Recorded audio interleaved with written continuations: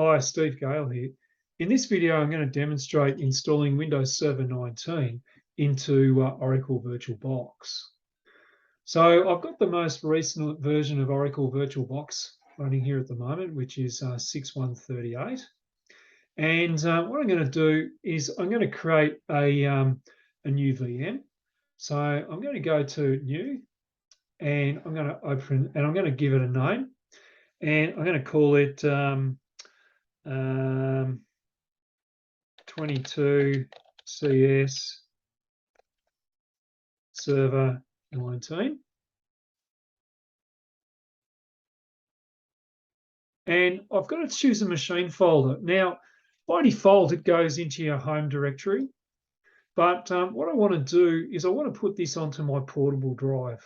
And I've got a portable SSD, the USB 3 SSD, which I'll use for the purpose of holding my, my virtual machines.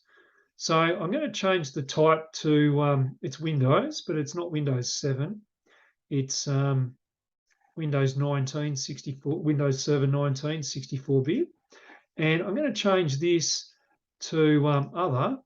And I'm going to go and find a location that I've pre-prepared, a folder I've pre-prepared to store this VM, which is going to be on the E drive and VMs and Server 19. So I'm going to select this folder, and you can see it's on my E drive, and that's going to hold my virtual machine. So I'm going to select that folder, and I'm going to go to Next, and I'm going to allocate the amount of memory. Because this is a virtual machine, I have to specify the amount of memory that the operating system is going to run in, and 2 gig isn't really sufficient. So I want a minimum of 4 gig. So I'm going to make this 4096. I can increase this at any time, but I'll start off with 4 gig of RAM for my server VM.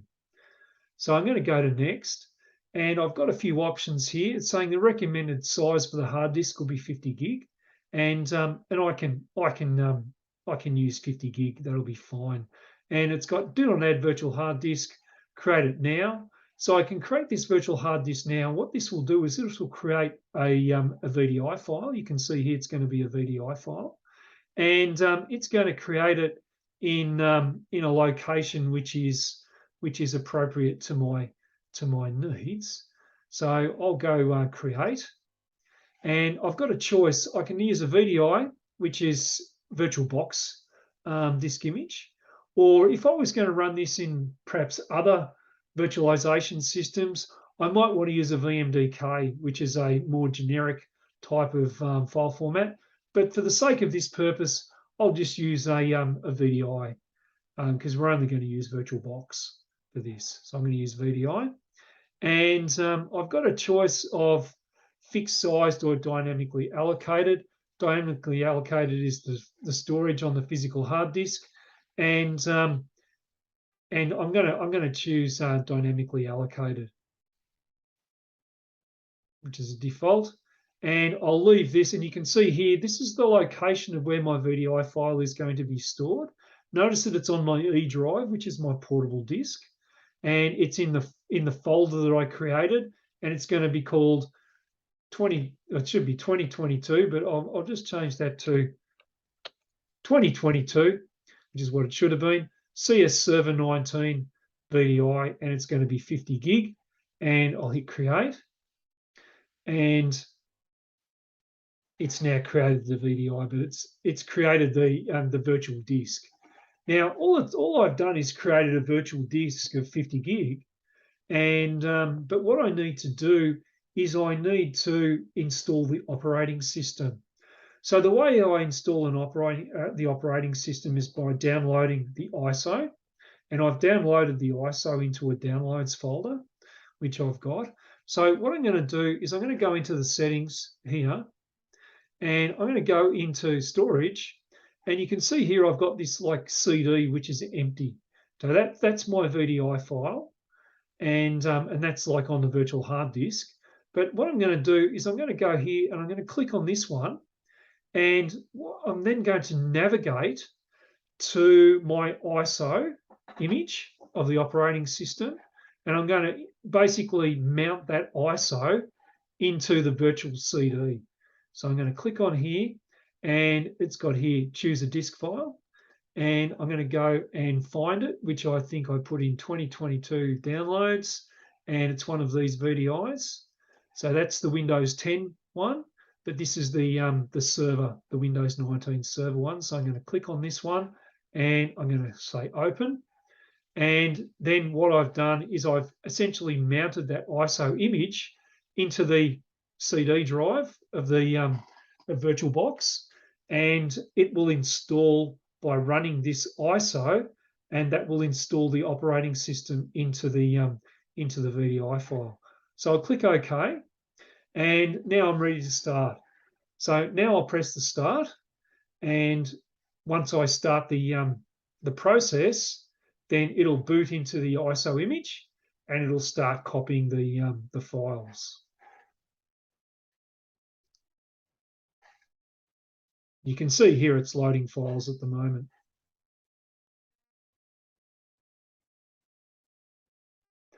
So here I've got some options. The language, English US is fine. Time and currency format, I'm going to choose English Australian, if I can find it.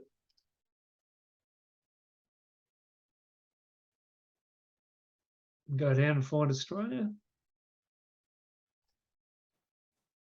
English Australia, and keyboard method US is fine.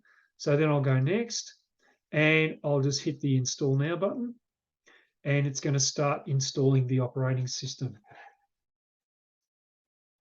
So here I have some choices, and I can either do a standard eval or I can do a data center eval. Now I've got the choice of either the desktop experience or a headless version. We're going to use the desktop experience. So I'll just use data center eval with the desktop experience. So this is the one that I'm going to choose, and I'm going to click next. And then I need to accept the licensing agreement because I'm using the evaluation software, and hit next. And I've got here, I can do an upgrade, which is installing Windows and keeping the settings, or I can do a custom install where files and settings.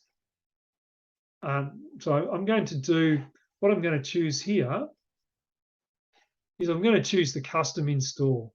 And you can see here it's giving me the ability to install onto drive 0 unallocated space, which is the 50 gig virtual disk that I created with VirtualBox. That's my VDI file. And I'm going to go next.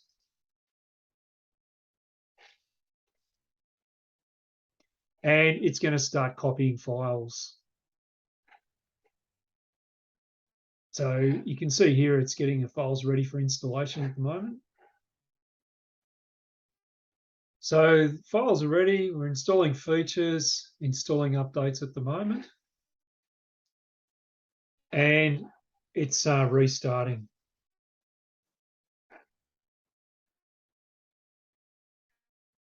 So you can see here it's going to restart now. And it's saying press any key to boot from CD or DVD, but we don't want to do that. We want to boot into Windows. So we're letting it boot into Windows.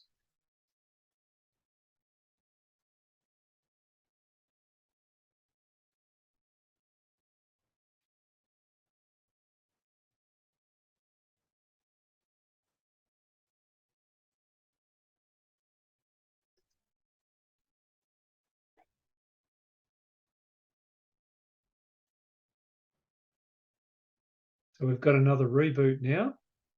And again, we don't want to boot to we're letting it boot into Windows.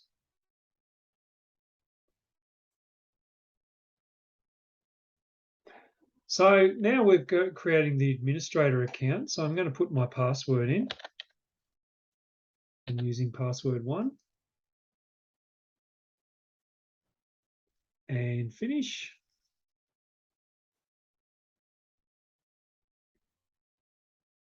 And here we are, and we're ready to log in. So I might just expand the screen size here a little bit, and I'm going to click in here And what I'm going to do is I'm going to go Input, Keyboard, Insert, Control, Alt, Delete. And so Input, Keyboard, Insert, Control, Alt, Delete. And you can see here, then I can log in as my administrator with password 1.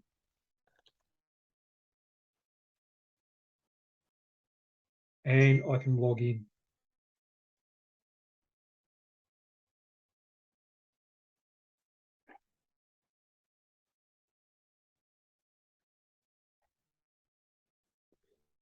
Okay, so now I've logged in.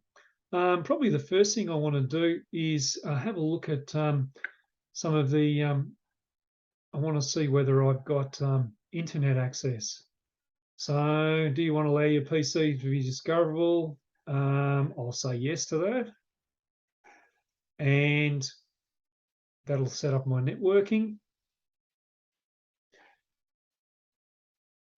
And it's going to run up Server Manager, which a Windows server usually does, first time in.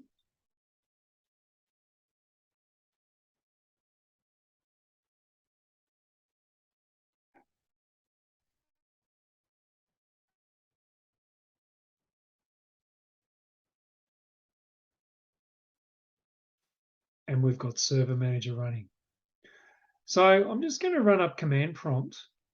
So I'll just go into here and just type in CMD. And I just want to check that I've got internet access. So a very quick way of doing that, and I'll just pin this to the taskbar while I'm here, is I can just ping Google DNS 8.8.8.8, and you can see here that I've got internet access. So how does internet access occur? Well, if we were to look at the machine settings, what we would find is on our networking, we've got our network adapter, which is attached to the NAT network. So a NAT network essentially gives us internet access for our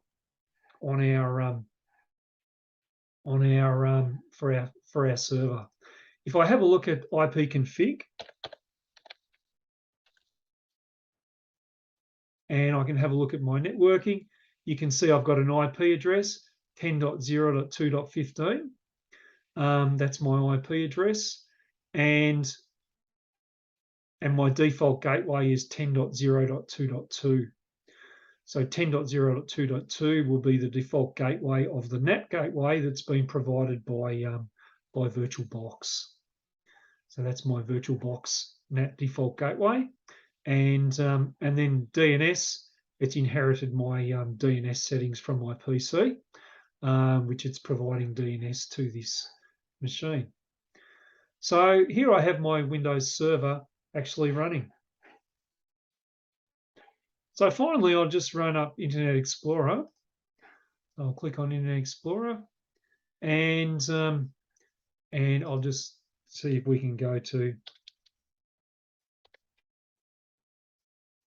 google.com and say OK to that. And I'll just add, and close. And I don't want the ad blocker, so I'll just close that. And you can see here we've navigated to google.com. So our server is installed and up and running in Oracle VirtualBox. Thanks very much for watching.